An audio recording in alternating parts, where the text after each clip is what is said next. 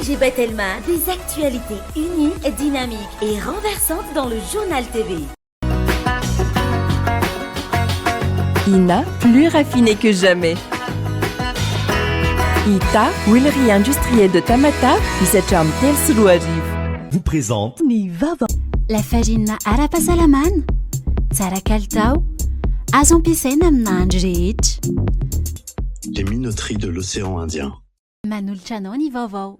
En choisissant l'université PEF, vous misez sur le changement, l'innovation et l'excellence. PEF, Manulchawanao ni Fampalalambovo. Rentrée en L1, 6 décembre 2022. Inscription ouverte au Cap 3000 Anjar. Matura Pyramide na miaraka amin'ny France Col.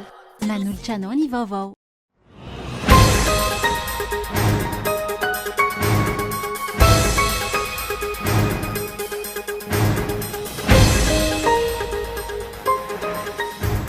Anambafy ny fisiany doublon anatin'ny lisy-pividianana raha ikiry anao ny fanisany ireo mpividy eny anivon'ny orinasa tsy miankina. Ny senio ny solombavambahoaka avy amin'ny antoko timina. Ny momba io izay fandikan-dalàna sy fanenjena taremarika tsodro izao raha ny fanazavana.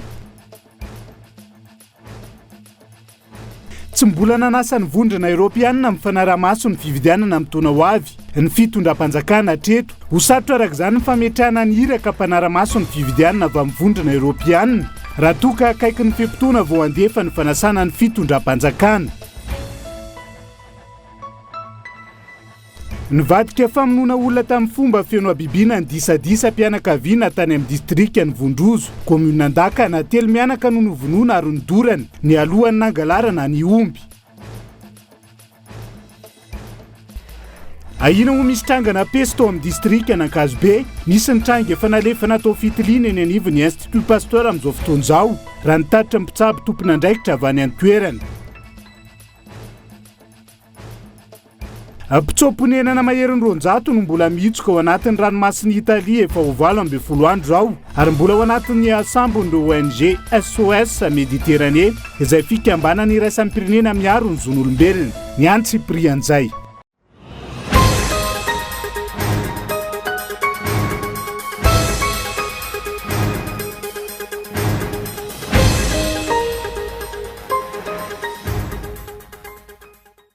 Migadona ny oran'ny fampalalam-bavao amin'ny fiteny malagasy eto amin'ny fahita lavitra kolo aterina isa tokantrano ny araba ho anao manaraka izany ary amin'ny mpanajana ihany koa no anasananao anaraka ny fampalalam-bavao hatramin'ny farany anokafantsika izany amin'ity ala ity. Iverina romaro noho ny teo aloha ny doublon anatin'ny lisy-pividianana raha ikiry anao ny fanisany ireo mpifidy eny anivon'ny orinasa. Tsy miankina ny senio ny solombavambahoaka avy amin'ny antoko timina tamin'ity androany ity. Fandikan-dalàna sy fanenjena taremarika no ataon'ny voamera maliotena amin'ny fividianana amin'izao fotoana. Hoetrany ny fanehoan-keviny fa tsy fampidiran'ireo mpifidy rehetra ao anatin'ny lisy-pividianana olona sainy. Ainy teraka korotana eto amin'ny firenena ny fomba fiasan'ny seni amin'izao fanavaozana tanteraka ny lisy-pividianana izao ny solombavambahoaka avy amin'ny antoko tiako i Madagasikara. Fomba fiasa tsy voadinika izay ampiverina ny doublon sy ny triplan ity fanisanan'ny mpifidy eny anivon'ny orinasa tsy miankina ity raha ny fanazavana. Tafiditra ao anatin'ny rafitra ny senive io sehatra iasany eo satria any anaty orinasa tsy miankina no lasa sehatra iasana zany.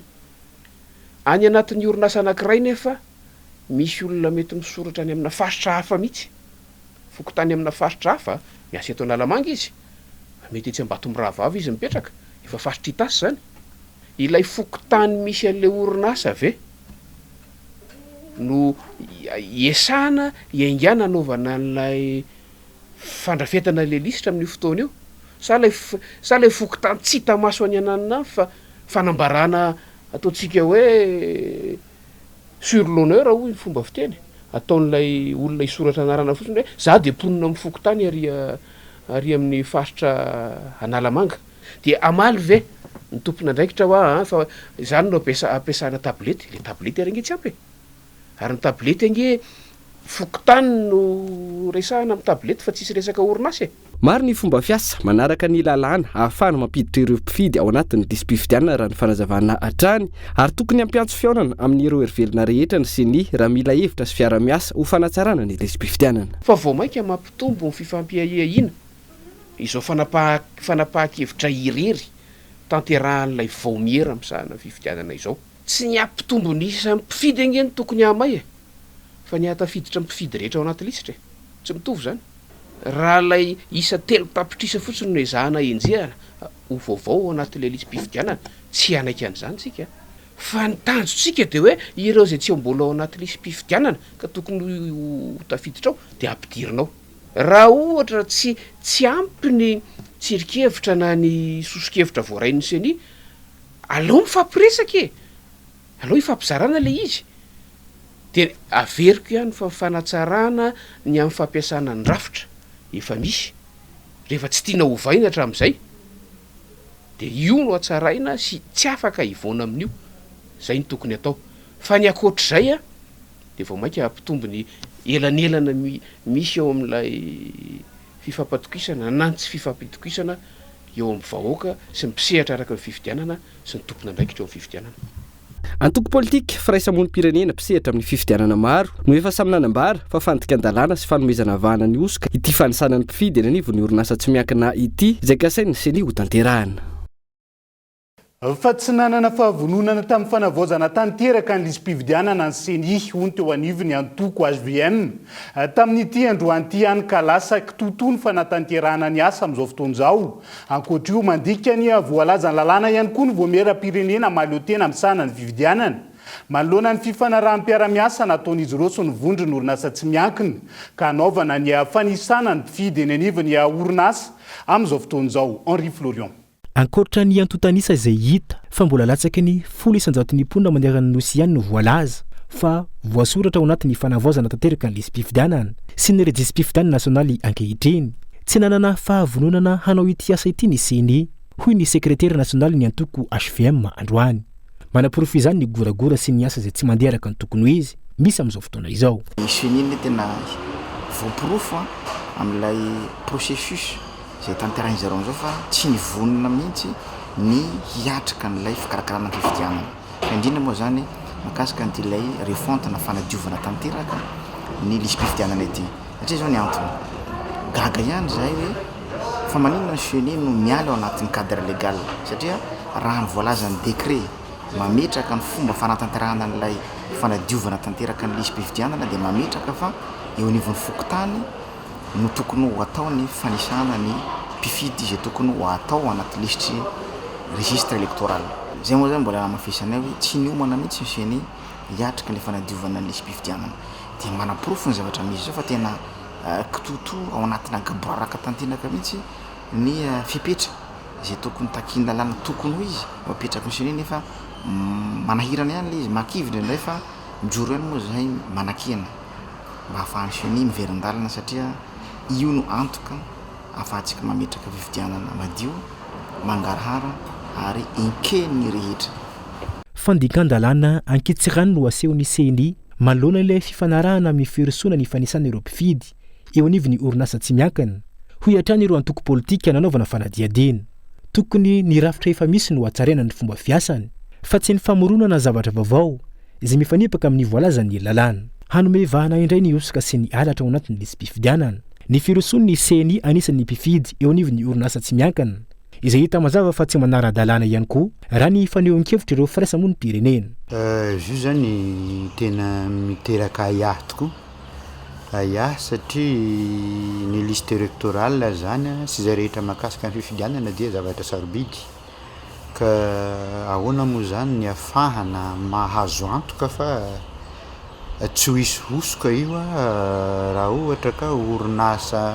privé no ampanaovana an'le izy manahy mafy de mafy mihitsy zany ny tenanay fa tsy anjary liste io ary mety hiteraka savorivory aoreny ny fifidianana effectivement rehefa ny lalàna milaza hoe amin'ny fokotany le izy no atao nefa atao aty amin'ny orinasa tsy miankina zany de efa tsy manara-dalàna zany de efa tsy azo atao zany manimba zavatra zany raha ny lalàna 20 sy rivotsipika ohatraohatra valo eny anivony fokotany sy isaky ny tokantrano no ahafahana maka ny mombamomba ireo mpifidy arak'io tsy manara-dalàna ity fomba fiasa tanterahiny seni ity ka iantsoany ireo firaisamonim-pirenena fionan'ireo mpiantsehatra isan-tokony mitaky ny fanarahan-dalàna avy amin'ny seni araka izany ny mpitsehatra amin'ny lafin'ny fifidianana sy ny antoko politika manoloana ity fanomanana ny fifidianana ho an'ny taona 2024 ity ao anatin'izay vaovao manodidina ny fividianana izay hatrany dia tsy misy hatreto ny fanasany ny fitondram-panjakana malagasy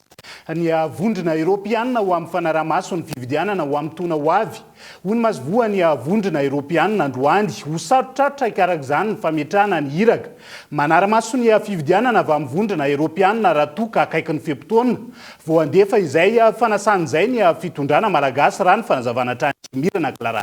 Tsy nandefa fanasana ofisialy amin'ny vondrona eropeana ho an'ny fanaraha-maso ny fividianana 3 ny fitondram-panjakana treto ny vondrona eropeana izay anisan'ny nanara-maso iraisam-pirenena na observateur international nandritra ny fividianana teto Madagasikara toy ny tamin'ny taona 13 sy ny taona 12.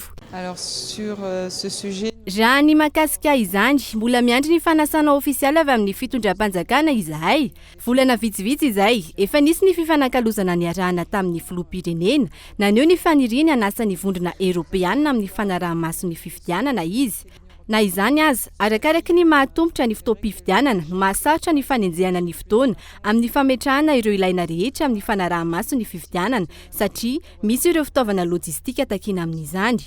Donc nous avons quand même des impératifs logistiques. Miankina amin'ny fandraisan'ny fitondram-panjakana ireo tolo-kevitra na recommandation naroso no heveran'ireo hiraka manokana mpanara-maso ny fividianana eo anivon'ny vondrona eropeana na tsy amin'ny fanaraha-maso ny fividianana manaraka na fanazavana. Et puis sur le fond ny fisafidianan'ny vondrona eropeana ireo firenena izay anaovana ny fanaraha-maso ny fividianana dia miankina amin'ny sivana izay atao mihoatra lavitra noho ny enti-manana amin'ny fandefasana ireo hiraka manara-maso ny fividianana mantsy ny fangatahana tonga eo anivon'ny vondrona eropeana isan'ny sivana ny fivoaran'ny toetra raha misy taorian'ny fandrosoanay ireo tolo-kevitra na recommandation nandritra ny fanaraha-maso ny fividianana teo aloha ho an'ny Madagasikara dia ireo recommandation tamin'ny 12 no jerena amin'izany miandry araka izany izahay ny isian'ny fivoarana mahakasika ireo recommandation napetraka taorian'ny fividianana ny taona 12. Durant à Madagascar lors des élections de 2018 et là-dessus nous attendons quand même un peu plus de progrès. Tseivana nandritra ny tatitra nataony naneo ny aiainy ny amety sisiny ny fividianana ara-demokratika ny mpanara-maso ny fividianana eo anivon'ny vondrona eropeana noho ny fanendrena ny filohan'ny CENI sy ny HCC izay hitan'izy ireo fa olona samy akaiky ny fitondrana ankehitriny misy 17 ireo tolo-kevitra naroso ny vondrona eropeana ho fanatsarana ny tontolon'ny fividianana ho amin'ny taona ho avy ka ny 12 tamin'ireo izay ilaina fanavaozana lalàna sy lalam-panorenana no tsy tanteraka. Manana ny toerana amin'ny fanaraha-maso ny fividianana amin'ny firenena maro ny vondrona eropeana ankoatra ny aty Afrika miantso ny vondrona eropeana anara-maso ny fividianana ao amin'ny ihany koa i Azia, i Amerika Latine, ny Karaiba sy ireo firenena hafa ao Moyen-Orient. Fa tokony ho foanana ny fangatana fanapahan-kevitra avy amin'ny anteny miram-pirenena manoloana ny fanenjehiny ireo mpitondra ambony izay voalaza fa nanodikodimbolam-panjakana sy nanao kolikoly araka ny namafisy ny solombavam-bahoaka voafidy tao am-pania izay sady mpikambana eo anivon'ny fitsarana avo mampitarazoka ny asan'ireo mpikambana eo anivon'ny fitsarana avo araka izany ny fomba fiasan'ireo solombavam-bahoaka raha ny nambarana trany Henri Florian. Mampitavozavoza ny raram-pirenena irindra fa ny fampiarana ny tanitandalana sy ny tolérance zéro amin'ny fanenjehana ireo mpitondra ambony ho nanao kolikoly avolenta nisy teto amin'ny firenena ny fomba fiasan'ireo solombavam-bahoaka ny Madagasikara tsy re arodina tsy asian-dresaka eo anivon'ny anteny miram-pirenena mihitsy aza mandrakandroany ny toy ny raharaha mahakasika ireo antotan-taratasy misy 12 izay andrasana fankatoavana ireo solombavam-bahoaka mba ahafahany ACJ manohy ny asany.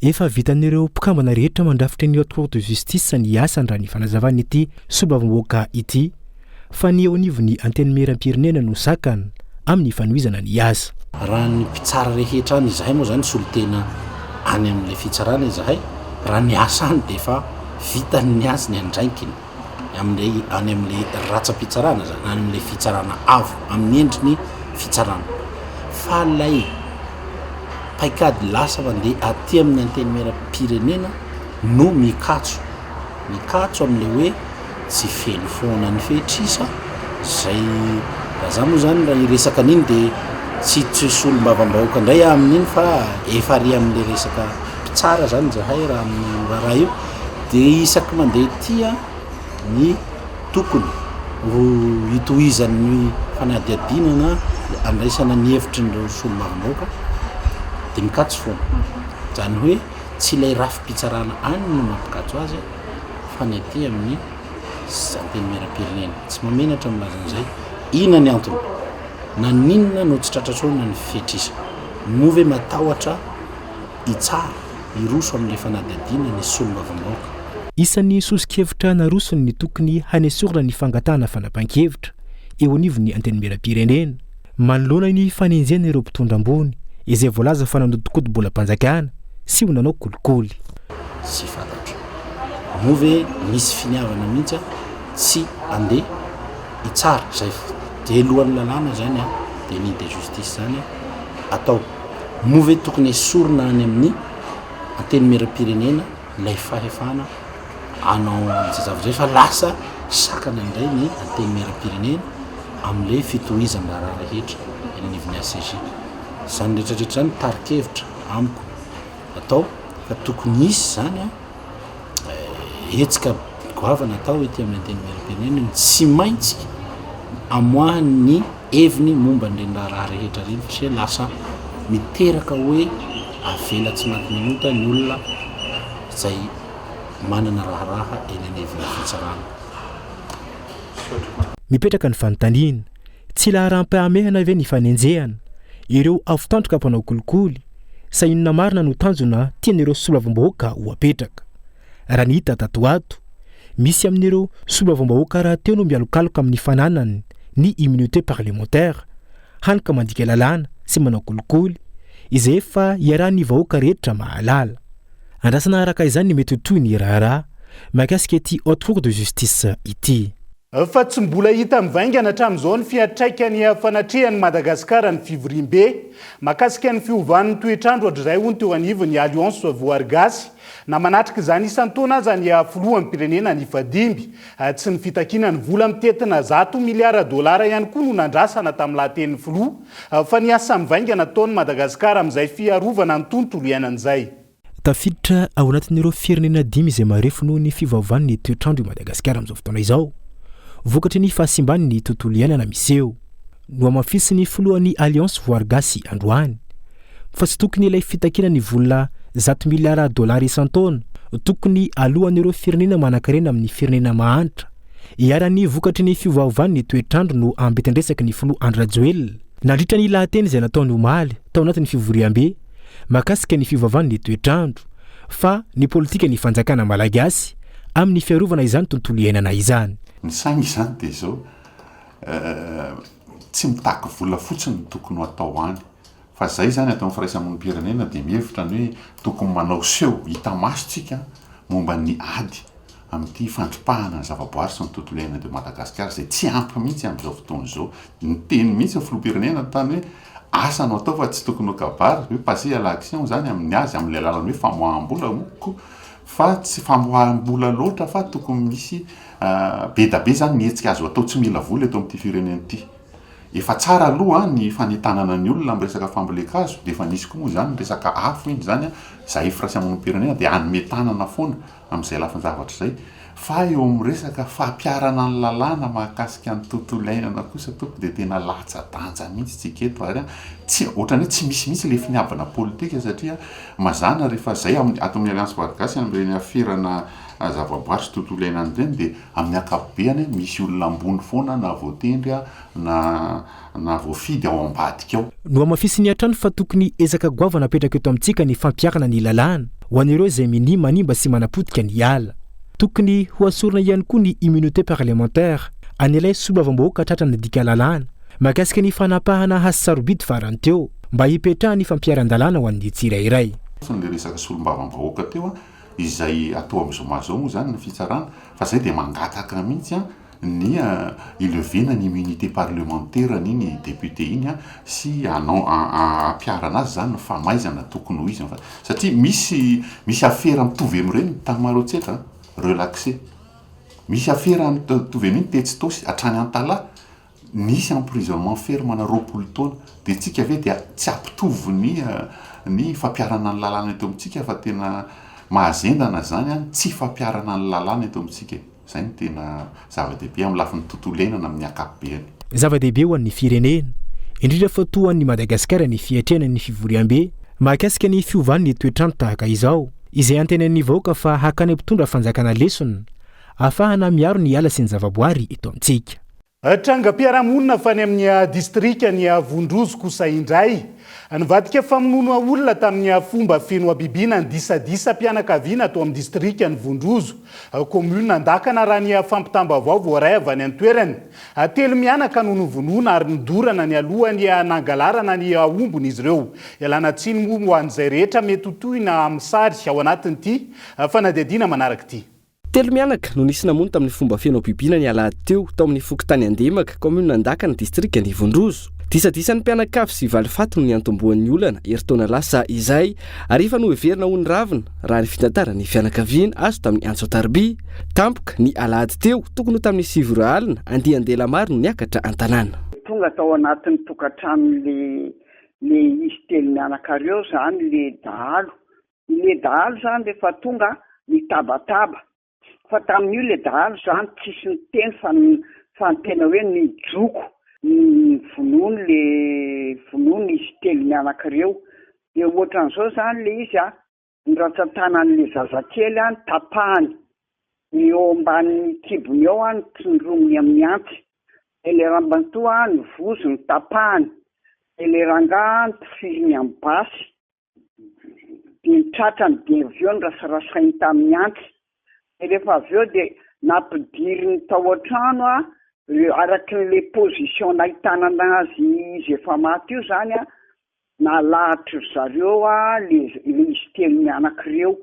Tanan'le zaza ny nono mamany. Le reniny tanan'le reniny iray manakona ny tanan'le zanany. Zany hoe namboarina mihitsy zany position reo io. Ry zareo nalany daholo ny fitafianany vao nataony an'io zavatra rehetra fa maty zany izy telo mianaka ireo vao nidorana.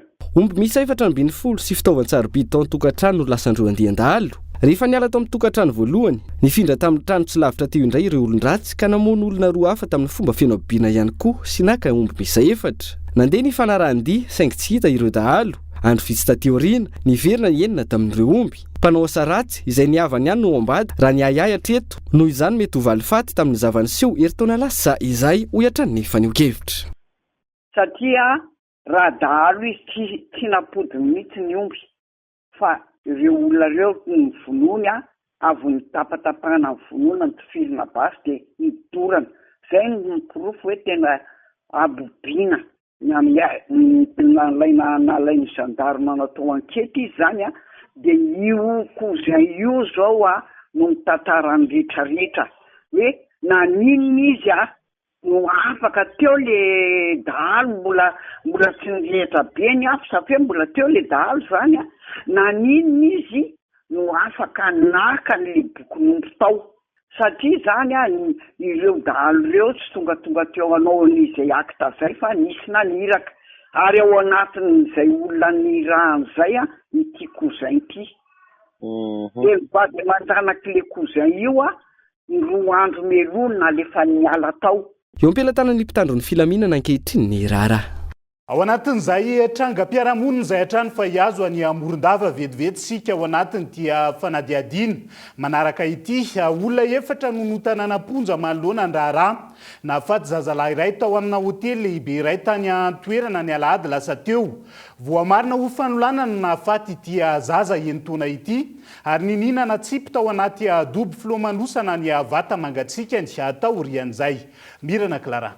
Voatazona amponja ny lehilahy mpizahatany vahiny iray sy vehivavy malagasy tompona hotely ary lehilahy malagasy 2 no niraharaha nafatesany Fleuris. Raha nitatitra voarain'ny fikambanana Menabe Revolution, ny fanadihadiana nataon'ny mpitandro ny filaminana no nahafantarana fa fanolalana no nahafaty any Fleuris. Satria araka n'izay toejara tany Morondava zay dia miazakazaka ny toejara any Morondava amintsika miteny zao. Dia nisy ny fanadihadiana izay nataony tompona andraikitra teo anivo ny fitsarana. Dia rehefa natao zany izay valin'izay ataoko hoe fanadihadiana zay dia fantatra zany fa vazaha 70 taona teratany Espagnol no hita ny caméra zany a nylalao niaraka amin'io ankizy io a teo amin'ny piscine teo. De taorian'io zany a araka ny vaovao voaraina ihany a de tsy hita zany le ankizy taoriany zay filalaovan'ny zareo azy teo zay. De fantatra ihany koa zany a fa nisy ihany koa ny tsikombakomban'io vahiny io a niaraka tamin'ny vehivavy anankiray a tompon'ilay hôtel zany. De teo ihany koa anisan'ny tsikombakomba niaraka tamin'izareo ihany koa ny mpiamby an'ilay dobo filomanosana. Ary farany a de misy lehilahy anankiray ihany koa zay voasaringotra ny ray tsikombakomba tamin'ny zareo. Ireo olona anankefatsareo zany amintsika miteny zao a de MD avokoa. Tsy aivina, tsy hita tampoka i Fleuris rehefa niaraka nilomany tamin'ny fianakaviany tao amin'ny hôtely iray tao Morondava. Adiny iray tao aorian'ny ikaroana azy no nitondran'ny lehilahy iray ny vatana mangatsiaka teo amin'ny fianakaviana.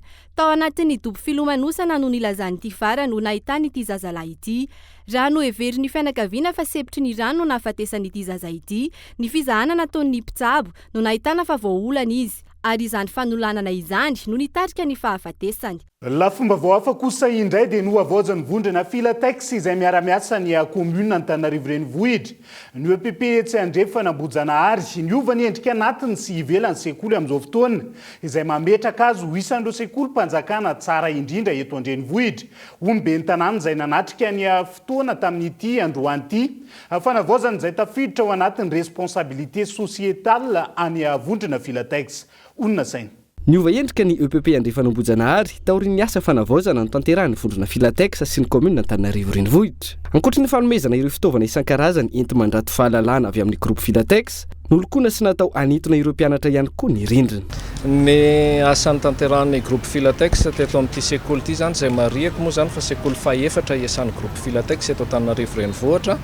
Natao teto dia ny fanarenana tamin'ny alalan'ny fandokoana aloha dia ny fanarena ihany koa ireo le table banc izay ampiasain'ny mpianatra. Dia araka ny hitanareo eto ny fampiarahana an'izany fanarenana izany amin'ny zavakanto satria dia ho anay eo amin'ny groupe Filatex ny zavakanto dia fitaovana hoentina ampianarana ny ankizy ihany koa. Vao tsy ela kory herinandro vitsivitsy lasa zay dia tary amin'ny EPP hivandro koa tsika ohatran'izao mihitsy koa ny tany fa araka ny teneniko teo dia misy sekoly anankiefatra zany aloha zany eto Antananarivo renivohitra iarahany groupe Filatex amin'ny commune urbaine n'Antananarivo anaovana asa tahaka an'izao ary le asa tsy hoe amin'ny sehatry ny fotodrafitrasa ihany oza fa eo ihany koa amin'ny sehatry ny zavakanto amin'ny sehatry ny fampitaovana amin'ny boky isan-karazany ary tsy ho ela zahay dia iroso ihany koa amin'ny fampanofanana ny mpampianatra ary ny fampanofanana amin'ny alalan'ny zavakanto ary plastika ny mpianatra ihany koa.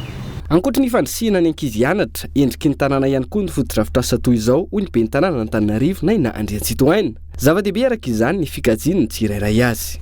Misaotra satria manampy fiara-mientana fiara-miasa no ahafahantsika manao zao fotodrafitrasa sy tetikasa toy izao.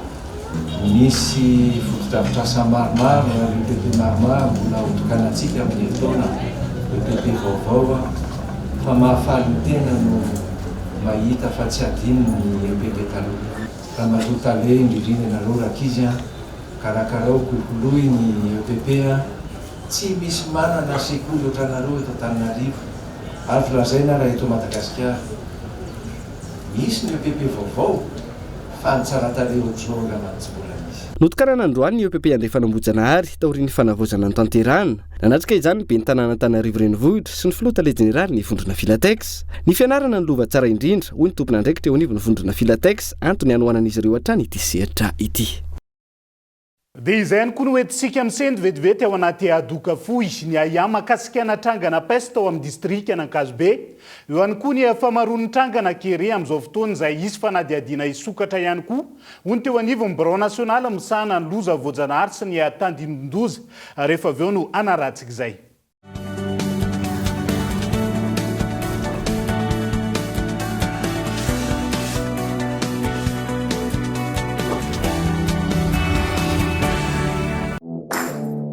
Poste Plus, l'offre all-in-one pour vous en abonnement, appel, data et SMS vers tous les opérateurs et à l'international. À partir de 20 milliards TTC seulement. Abonnez-vous en Telma Shop.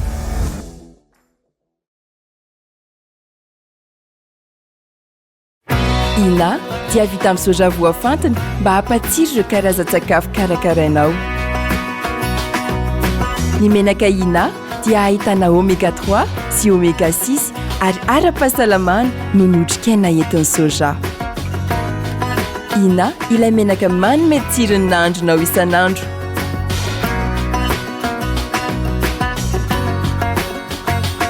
Ina, plus raffiné que jamais. Ita, huilerie industrielle de Tamatave, misatra amin'ny telo sy roa arivo.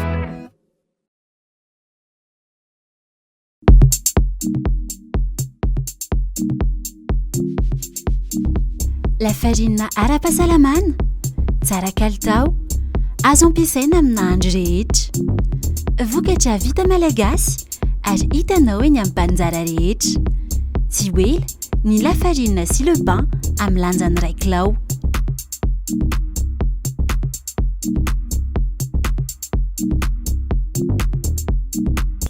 Les minoteries de l'océan Indien. Vita malagasy. Maro dumuka fanapeseko fa France cola fuileko. Mura sadi efficaci, monsieur Mustica cita trasi. Casa mia lam. Manice. Si manepucho. Madini jusqu'à Marenjenghi. Matura piramide na miaraka amin'ny France Col.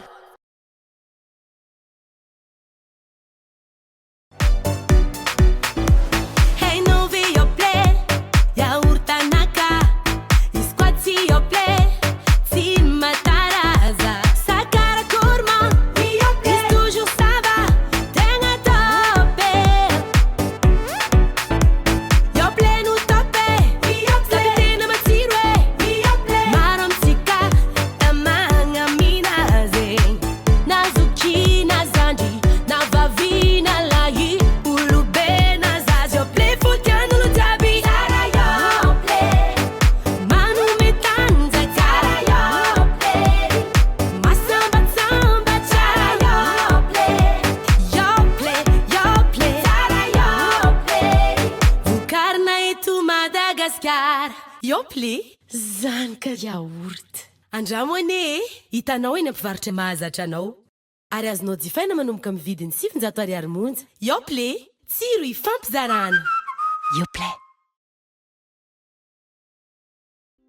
Université PEF. Parcours études et formations. 3 filières au choix. Informatique, 2 options. Développement d'applications et web, réseau et base de données. Droit, diplomatie et relations internationales. Management et administration des affaires pour obtenir les diplômes de licence et master suivant le système LMD. Admission sur sélection de dossiers et entretien. Rentrée en L1, 6 décembre 2022. Inscription ouverte au Cap 3000 Anjar. Contact 038 45 085 85. 020 85 085 85. En choisissant l'université PEF, vous misez sur le changement, l'innovation et l'excellence. Université PEF, l'excellence à portée de main. Telomroapolo sy roa arivo ho avy ny fifidianana itobaka ny vola izara t-shirt sy kojakoja samihafa indray ireo kandida mba handresen-dahatra anao. Tadidio kanefa fa endrika kolokolo ihany zany satria tokony ny hevitra no ibaiko ny safidinao fa tsy ny fizarana fitaovana na vola akory.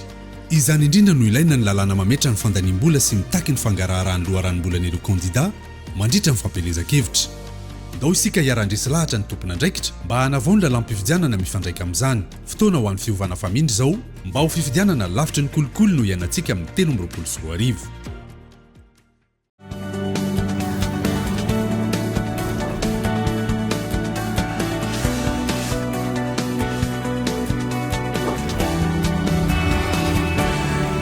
mamerina ny araba tonga klasia tonga vavy tonga soindray atao anatin'ny tapany faharoa amin'ny fampalalam-bavao amin'ity ala ity isantarantsika izay ny aina anaty fahasahiranana avokoa ireo toeram-pivarotana fanafody maro manerina ny ranomasimbe indianina nandritra ny valinaretina covid-19 mandritra ny 29e congrès de la fédération pharmaceutique de l'océan Indien izay tontosaina eny amin'ny CCI vato nanomboka tamin'ity androany araka izany no isiny fifanakalozana amin'ny fiatrehana ny valinaretina toy itony sy mandidina ny fivoarany teknôlôjia.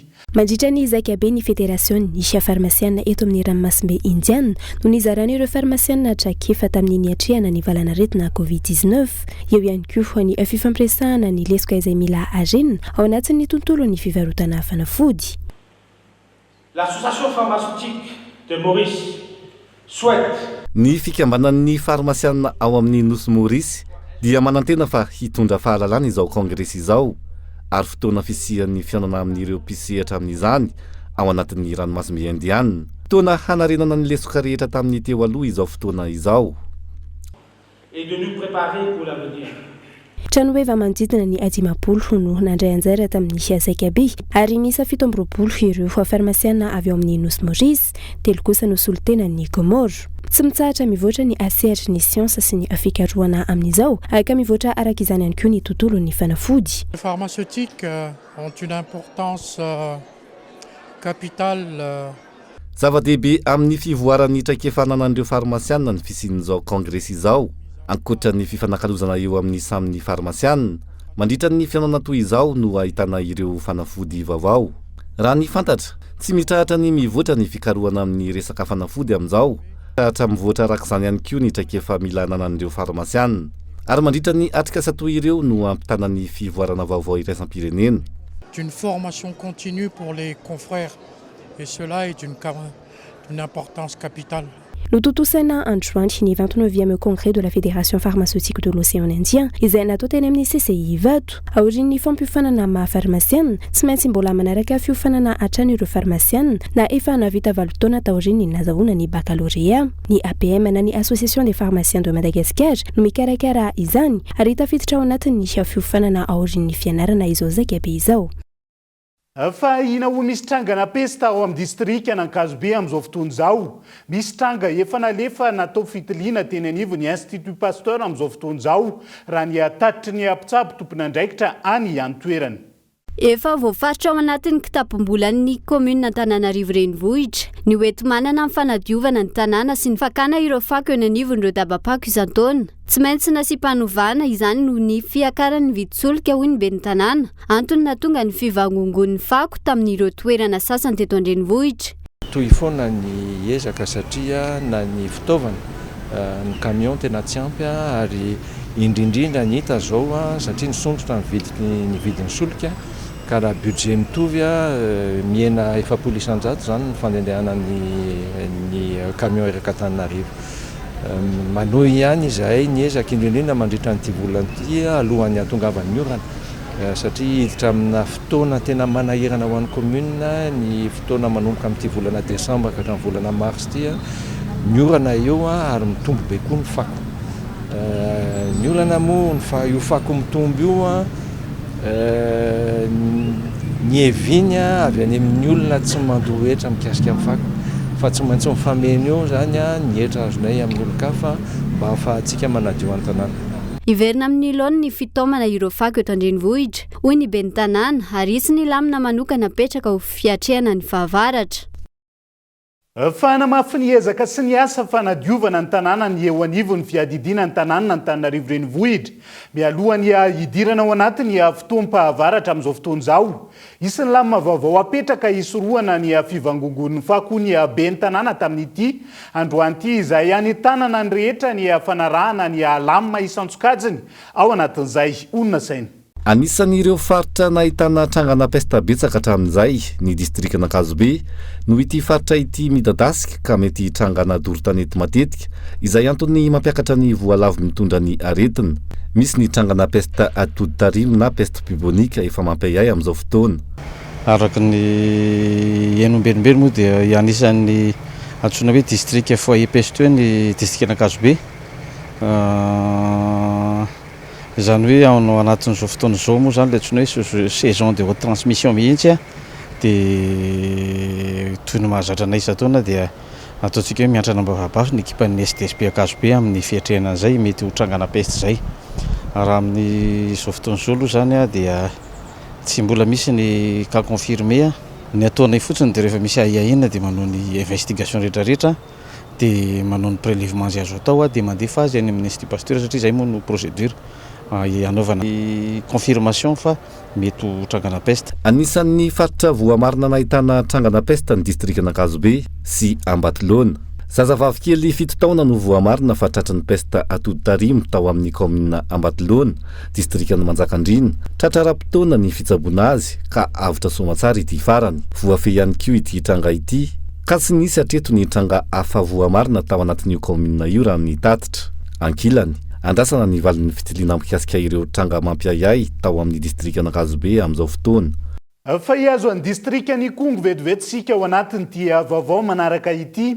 Isokatra ny fanadihadiana mahakasika ny fahamaroany ny trangana kere amin'izao fotoana izao. Hoy teo anivon'ny Bron nasionaly misahana ny loza voajanahary sy ny tandimondondoza androany. Raha toka vahaolana mahatra manoloana ny fiatraikan'ny vona nateraky ny rivodoza no antso nataon'ny mponina. Tany Kongo farany teo nambaran'izy ireo fa itony fizarana fanampiana ny antoerana amin'izao fotoana izao. Niteraka resabe tato anatin'ny andro maro ny fahafatesana olona vokatry ny Mosaky sy ny Kiri any amin'ny faritra atsimo Madagasikara sy ny fitombon'ireo namony ainy any amin'ny faritra Fitonany tao amin'ny distrikny Kongo izay efa nafatesan'olona 570. Nanaovan'ny solombavambahoaka tany an-toerana Antsoavy ny mikasika ireo fanampiana ireo. Raha ny fanazavan'ny BNGRC vao hanompoka ny fanadihadiana mikasika ireo toerana ahitana ireo faritra misy ny Kiri. Araka ny efa natsidiko teo aloha moa dia ny BNGRC dia mandrindra misy an'ilay analyse IPC izay anomboka atoato hijery ihany koa ny fivoaran'ny ahitany sy ny kere any anivon'ny faritra io amin'ny alalan'ny valin'izay analyse izay no ahafahantsika mijery indray hoe inona ireo action par rapport amin'izay. Tsara ho marihana fa efa vita ny fitsinjarana ireo vary 480 taona izay tanterahany fanjakana malagasy amin'ny alalan'ny BNGRC ao anatin'ny commune 5 mandrafitra ny distrikny Kongo izany fitsinjarana izany. Ankilany manoloana ny fiatrehana ny fitoam-pahavaratra amin'izao fotoana manana anjara asa amin'ny fiomanana amin'ny loza mety hitranga ny olom-pirenena tsirairay hoy ny BNGRC. Isan'ny paikady apetraka amin'ny taom-pahavaratra izao ny famaritana mialoha ireo toerana sy olona tadinon-doza. Hoe inona tokoa moa no mahatonga antsika hoe nametraka ny fanairana mialoha io.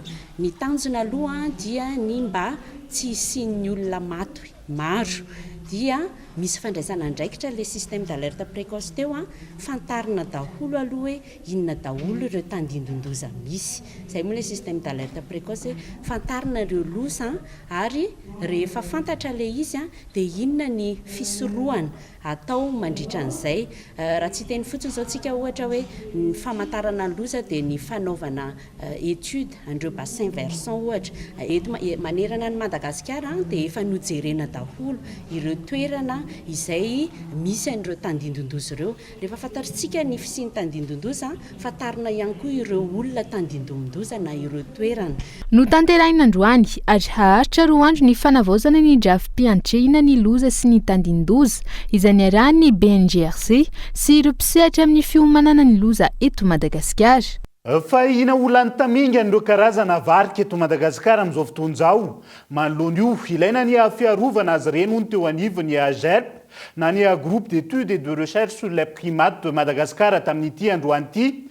Nandritra ny ady hevitra izay no karakarainy ireo mpianatra misehatra amin'ny lafiny ara-toekarena teo anivon'ny faculté-ny UGS ady hevitra izay nandraisana ny loha hevitra hoe Madagascar la terre des lémuriens.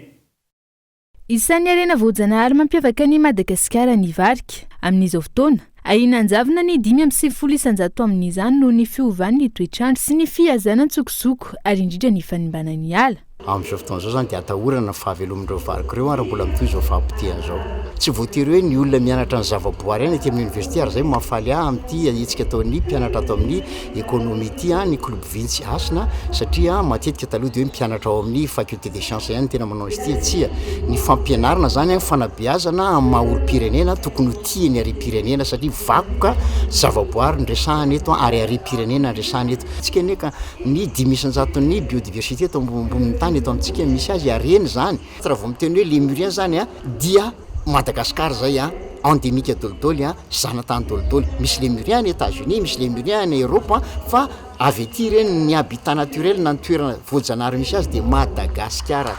Ankilany itsa mahasarika mpizahatany maro ihany koa ny hivarika ary heverina hitondra fampandrosoana ho an'ny firenena araka ny fanazavana.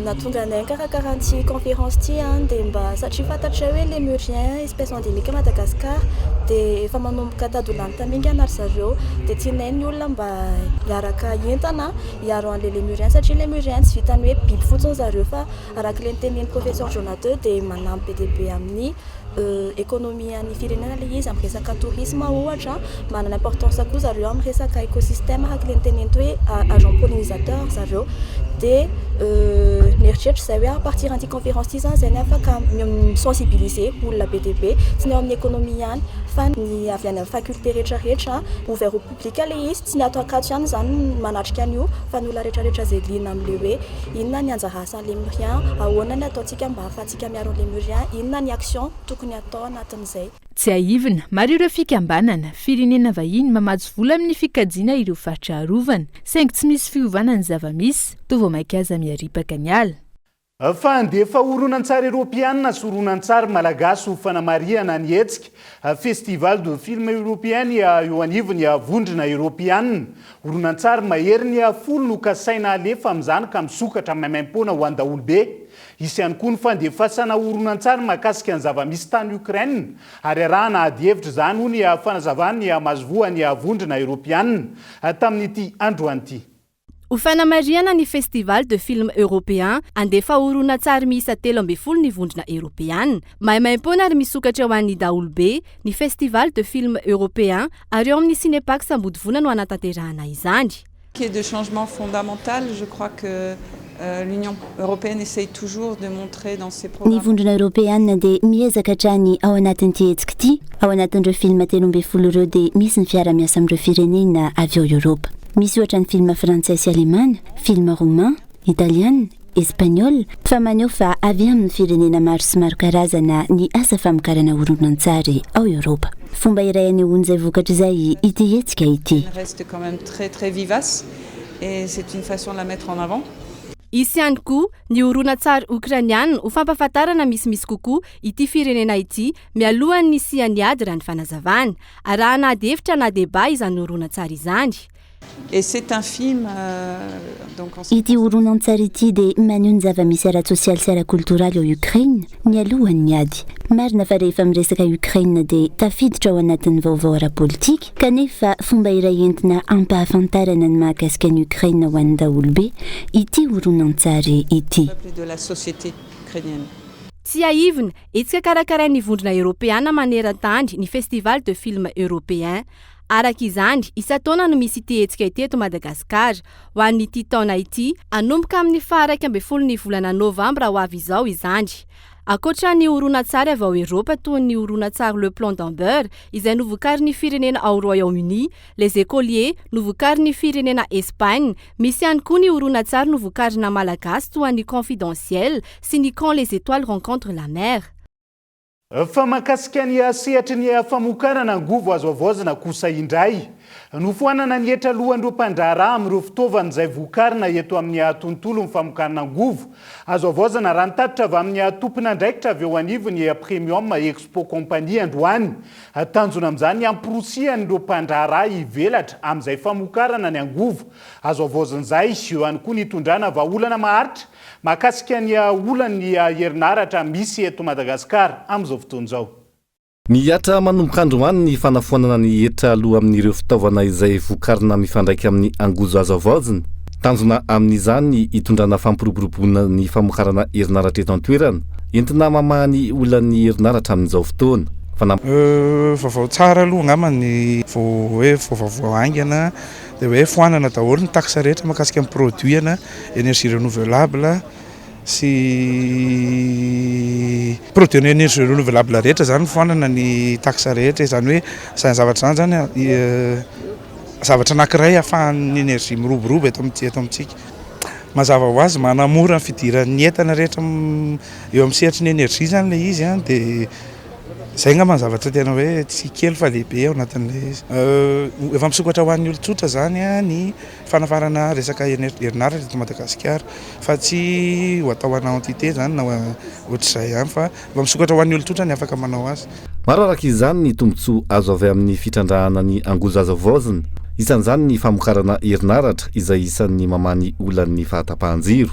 Ny tombontsoa aloha voalohany indrindra dia ianao zany tsy mitebiteby hoe sao dia tsy rehetra ny jiro fa afaka mampiasa an'io ianao io zany araka ny tenitsika teo hoe énergie renouvelable ianao tsy mila mampiasa inona fa naturel masoandro ihany ny anteheranao zany le fitaovana rehefa misy hoe tsy mila masoandro dia efa misarge mazavana dia efa mety tena mamahan'le olana le hoe fahatapahana jiro amin'iny zany na any amin'ny toerana tsy misy jirama mihitsy ara hatramin'izay dia mampiasa ny solaire ianao dia mety tsara mihitsy be dia be ny olona zany mbola tsy tena mahafantatra fa zao tsika amin'ny teny zao fa manomboka mandroso mandeha manao an'le solaire ny olona mety hoe noho ny fahatapahany jiro matetika dia mitady ny olona ina solution ialana amin'izay le hoe tsy manana jiro zay tsy aivina nanomboka androany ny foara ho an'ny herinaratra sy ny angozo azo avaozina ary ny ankoranafo tetsy amin'ny palais des sports Mahamasina aritra roa andro ny hetsika ary ivondrona ao anatin'izany ireo matianina eto Madagasikara amin'ny famokarana angozo azo avaozina sy ny famokarana herinaratra.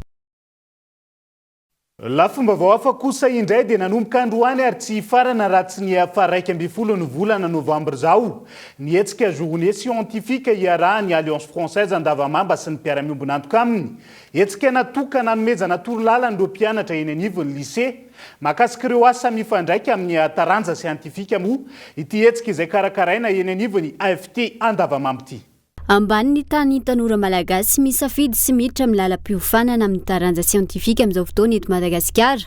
Anton'izany ny fisian'ny tahotra sy ny fanahina raha ny fanazavana. Rehefa manontany ny mpisitsaka ny tetika asanay zay hoe fa maninonareo tsy misafidy série siantifika dia matetika valiny dia hoe matahotra izy hoe tsy fantany zany hoe inona miandra anazy raha ohatra izy ka anao série D na anao série C mokoa eo avy eo le niova le rafitra hoe lasa SCL dia lasa tonga dia hoe matematika be ary na fizika be ary dia matahotra ilay ankizy dia antony manarakarak'izay koa tsy dia misy fanorona ny ankizy zany amin'ny carrière scientifique hoe raha te ho tonga ingénieur BTP ianao dia makaty.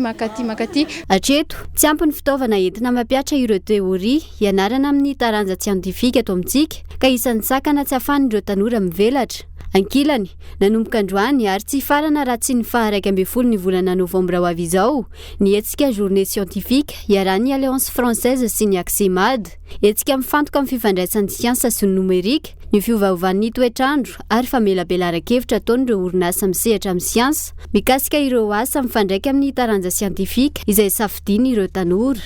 Dia izay ihany koa no entintsika miampita ao anatin'ny maresaka iraisan'ny pirenena. Ampitsoponenana maherin'ny 200 no mbola mihitsoka ao anatin'ny ranomasin'i Italia. Efa ho 12 andro amin'izao fotoana ary mbola ao anatin'ny sambon'ireo ONG SOS Méditerranée izay fikambanany iraisan'ny pirenena miaro ny zon'olombelona any an-toerany. Vokatr'izay misy ny fifanlanana ara-diplomatika eo amin'ny la Frantsa sy Italia amin'izao fotoana izao. Manodidina ny 4.700 ireo mpitsoponenana mbola tavela ao anatin'ny sambo Océan Viking mbola taraiky ao anatin'ny faridranomasin'i Italia hatramin'izao. Efa nandritra ny 12 andro no nijanona tao anatin'ity sambo ity ireo mpitsoponenana ireo. Mbola ao anatin'ny fasarotana hatrany toedra rany amin'ny faritra atsimon'ny Italia. Sy nahazo valiteny tamin'ny fanjakana italiana hatramin'izao ny ONG SOS Méditerranée amin'ny ahafahan'ity sambo ity miantsona ao Italia. Tsy fantatra araka izany ny mety ho toy ny rara ary tsy mitsahatra mitombo ny fitantanana ireo mpitsoponenana ireo. Manoloana ny toedrara nanao antso tamin'ny ala Frantsa ny fikambanana amin'ny mikarakara ireo olona mpitsoponenana ireo. Raha ny vaovao farany anisy Marseille no iantsona ity sambo ity araka ny fampitam-baovao voaray. Amin'ny farany eto indray ny fotoanantsika ho an'ny androany ankasitrahany ianao nanaraka ny fampalalam-baovao hatramin'ny farany. Fotoanantsika raha mipitso amin'ny ora mahazatra eto amin'ny fahita lavitra kolo hatrany veloma tompoko.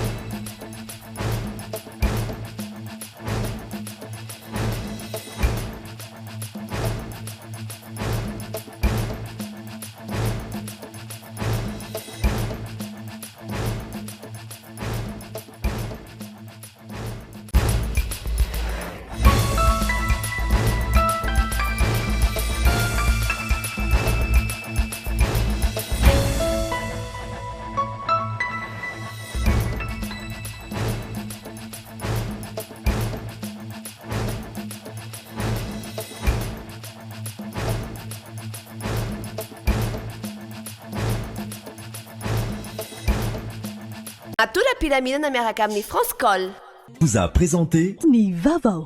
Lafarina ara-pahasalamana, tsara kalitao, azo ampiasaina amina andro rehetra. Narahinao teo niaraka tamin'ny LMOI ny vaovao.